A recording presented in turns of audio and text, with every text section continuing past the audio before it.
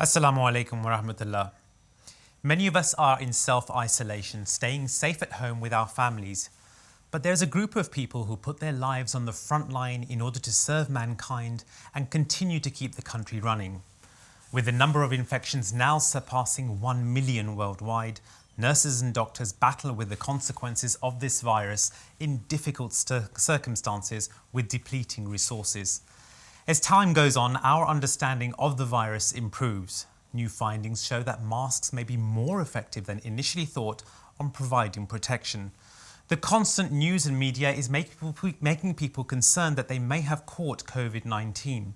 So in today's programme, we'll tell you about the signs and symptoms of infection with COVID-19 and speak to experts about the tests that are available and ask questions to a doctor who is at the front line. You can send your questions via email to live@mta.tv or reach out to us on Instagram and Twitter. Remember to use the hashtag COVID-19Impact when sending your questions. You'll see our contact details on your screens throughout the programme. But first we take a look at the reality of what's happening at the front line, which one doctor describes as a war zone. More than 100 doctors and nurses have died worldwide from the coronavirus. Hospitals are reaching breaking point across many countries as people who are not heeding the advice of governments to protect themselves are flooding clinics and hospitals. With the constant disparities and pain and suffering that we see, not only with those who are afflicted with the coronavirus, it's been like a war zone, a medical war zone. This right here is my N95 mask that I will be wearing for the whole day throughout my shift. These, it's one form of eye protection to protect your eyes from splashes. This is what I'll be wearing generally throughout the day if I need to go into a high-risk procedure. This is our ED. You can see all the rooms are filled. Usually these halls are very neat and empty. And now you can see there's patients everywhere because of this. It makes it very hard to work, and we're trying our best to treat everyone that we can. All these patients here, even though we're overflowing, we're trying our best to still provide them care, which we're doing. So currently COVID-19 does not have a curative medicine. The only thing we do is called supportive care. And what that means is we fix what we can. So if the patient's levels of blood oxygen is too low, we give them more oxygen. And if they are not able to get enough oxygen into their blood without the support of a ventilator, then we put them on a ventilator, provided they meet particular criteria. And if despite that they do not recover, then really we've done the best we can because, as I said, at the moment there is no curative medicine or treatment for COVID-19. So at the minute we've breached our capacity in intensive care, so we've got over 16 patients now in intensive care. Our normal capacity will be 13 ventilated patients. As healthcare workers get infected themselves, this places an additional load on services as they are taken out of rotation to recover. We can't take care of you if we can't take care of ourselves. So I think a lot of us have accepted the fact that, we're probably going to get this. It's just, we want to survive, we're all being exposed to it at some point. So we were told that our normal rotas have been abolished. We are doing long days and nights, which are 13 hours each. There is no other shift. The things that I see in the ER are scary. I'm a little scared myself. I'm tired.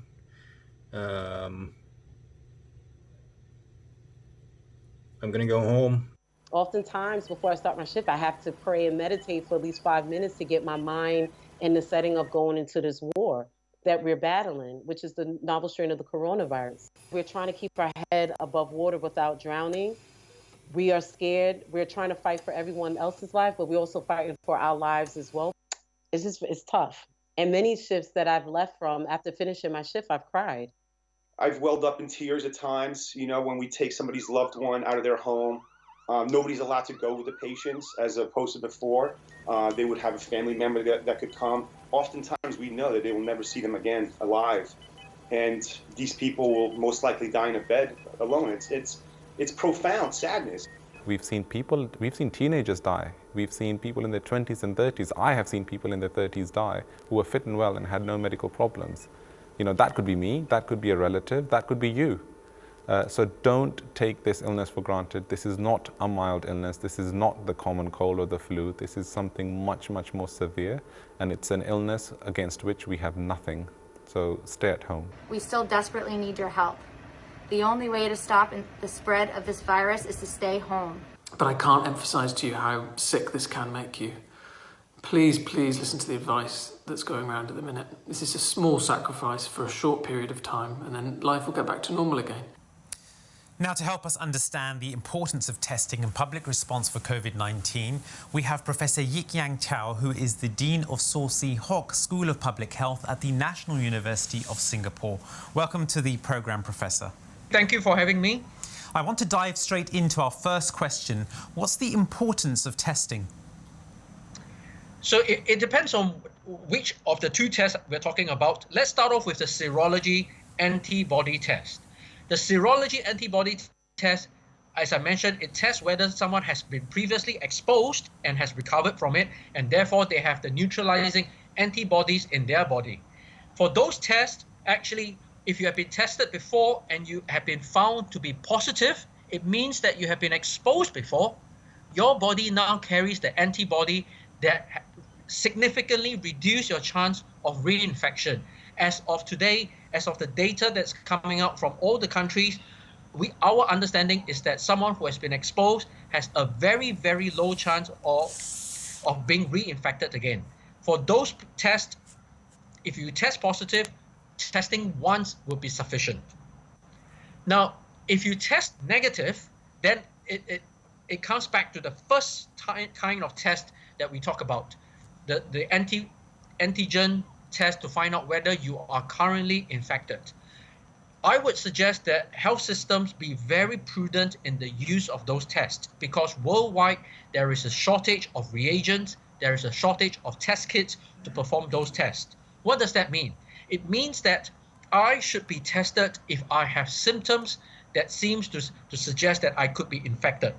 That is the way that people can use those tests to find out whether they have been infected.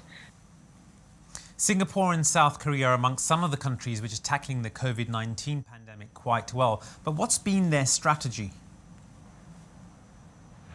So from the very early beginning, South Korea noticed that this is going to be a big problem, and they very quickly activate the whole community, the scientists, the public, the communication specialists, the public health specialists, to come together to actually chart a response.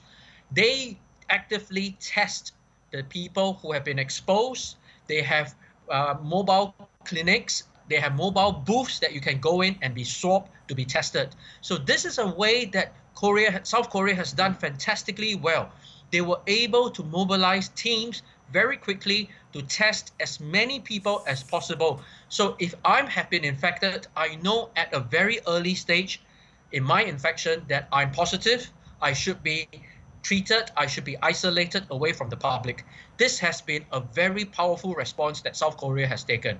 And I strongly encourage many countries to adopt that approach if they can, in terms of isolating the people that they know have been identified to be confirmed infections. But Professor, not every country has resources like South Korea or Singapore to get tested. So what can people do there? Now, there are situations where there will be countries that will not have the same capacity as countries such as South Korea, countries such as China, in terms of testing. Now, when there is a lack of capacity for tests, please adopt the useful approach, which is when I suffer from flu-like symptoms, a fever, a cough that doesn't go away, it is the best to assume that I have been infected by a coronavirus. Take the necessary precautions to stay away from family members, to stay away from friends and colleagues. Isolate yourself as early as possible. Seek medical treatment if possible.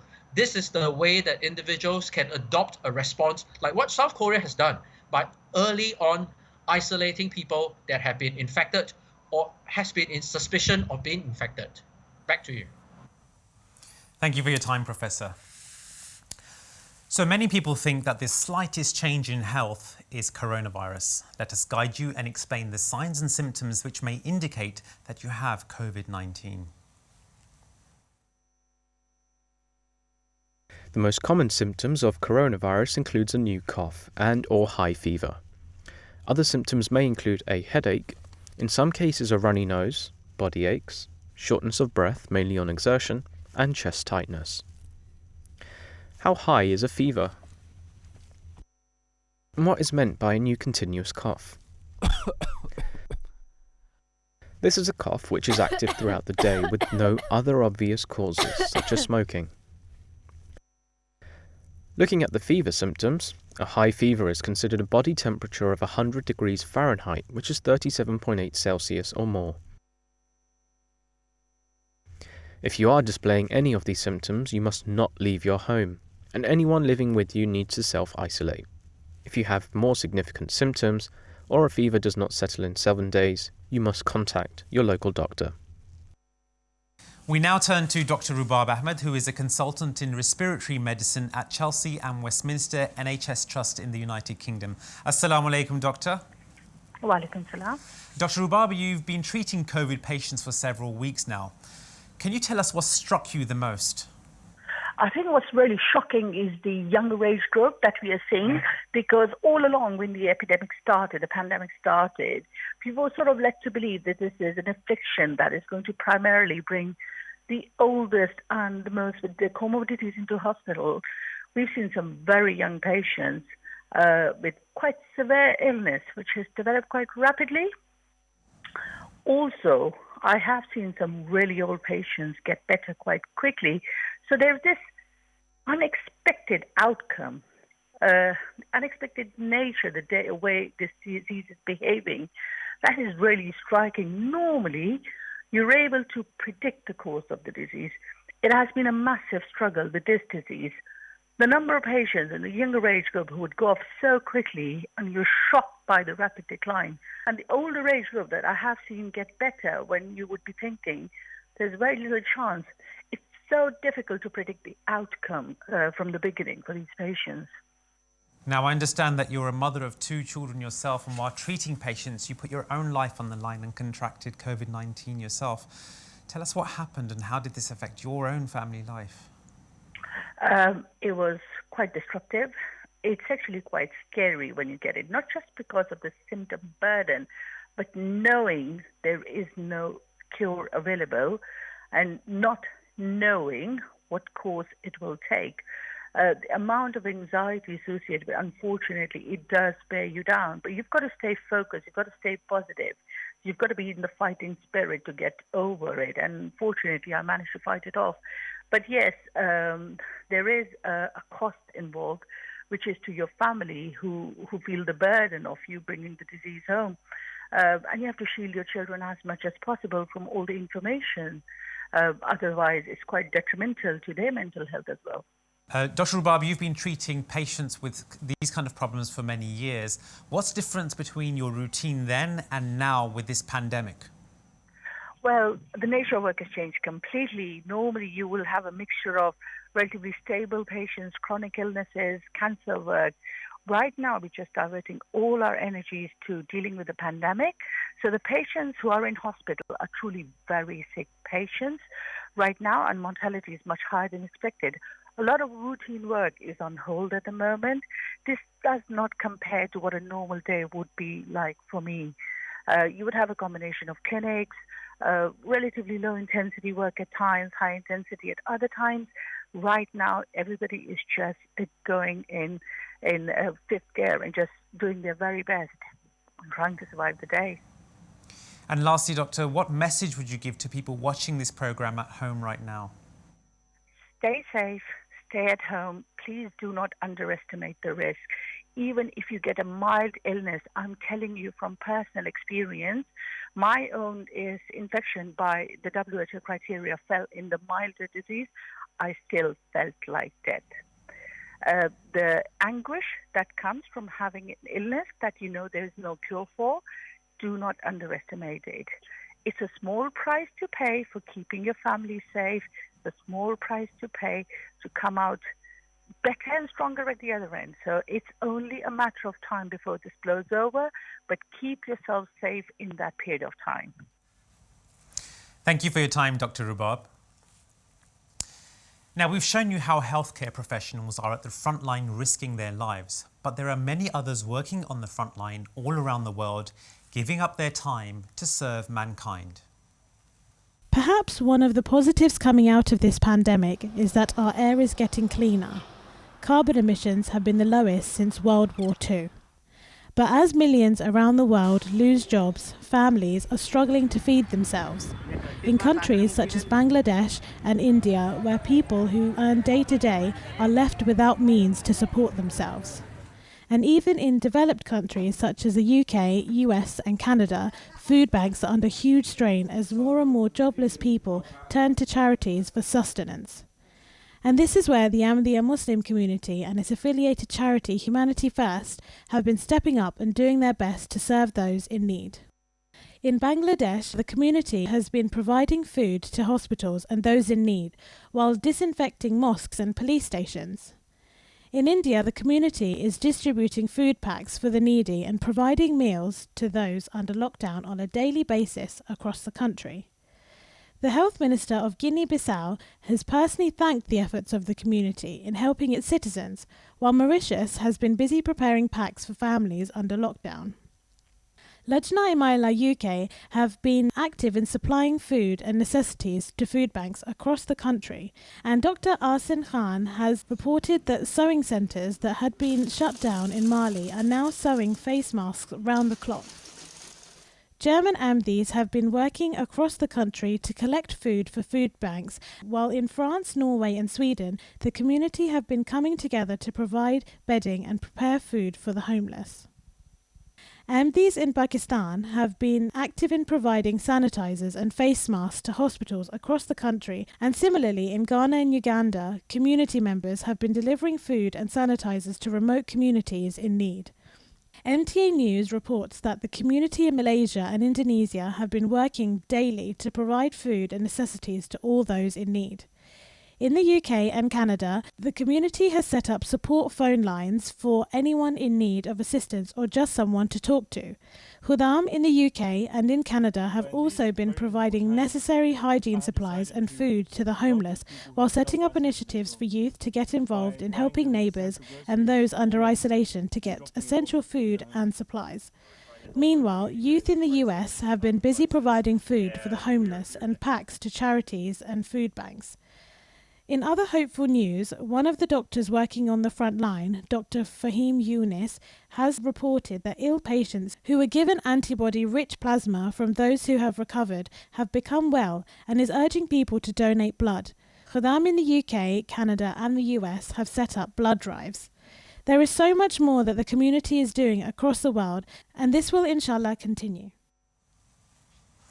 So we now come towards the end of this broadcast. Please don't forget to continue to send your questions through to us on live@mta.tv and follow us on Twitter and Instagram for exclusive content throughout the week. That's all from us here in the studios, and we pray that you and your loved ones are kept safe and well. Join us again on Wednesday. Assalamu alaikum wa rahmatullahi wa barakatuhu.